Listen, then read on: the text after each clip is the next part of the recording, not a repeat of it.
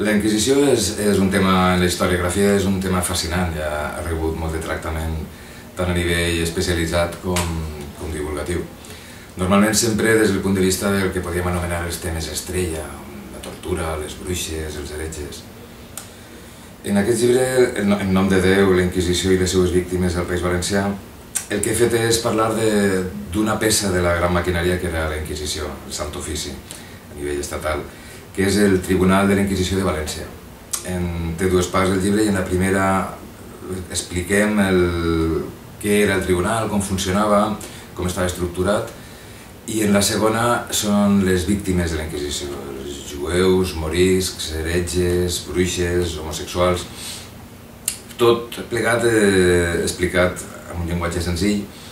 orientat a un lector o lectora, sobretot jove, que no tinga potser